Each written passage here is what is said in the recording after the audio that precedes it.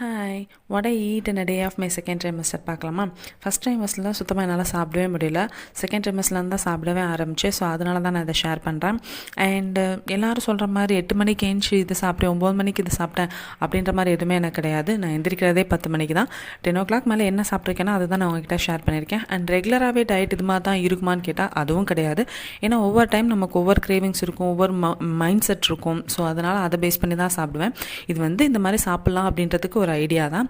And அந்த subscribe பட்டனை தான் தட்டி விடுங்களேன். ஏஞ்சதுமே ஏதாவது 2 variant dry fruits and nuts எடுத்துக்குவேன். அதை முடிச்சுட்டு உடனே பிரேக்ஃபாஸ்ட் சாப்பிடுவேன். நான் எந்திரிக்கிறது லேட் அப்படின்றதுனால ஒரு 12 o'clock போல் ஹைட்ரேஷனுக்காக கோகோனட் வாட்டர் இல்லைனா ஏதாவது ஒரு ஃப்ரூட் ஜூஸ் எடுத்துக்குவேன். அது முடிச்சுட்டு 1:30 இல்லைனா 2 o'clock கிட்ட தான் லஞ்ச் சாப்பிடுவேன். லஞ்ச் அன்னைக்கு சாம்பார் சாதமும் எக்கு அண்ட் பொட்டேட்டோ ஃப்ரை தான் இருந்தது. அது முடிச்சுட்டு எனக்கு 4:30 இல்லைனா ஒரு 5 o'clock போல் பால் குடிப்பேன். அன்னைக்கு அவகடோ இருந்ததுனால சரி அதே மில்க் ஷேக்காக போட்டு குடிச்சாச்சு.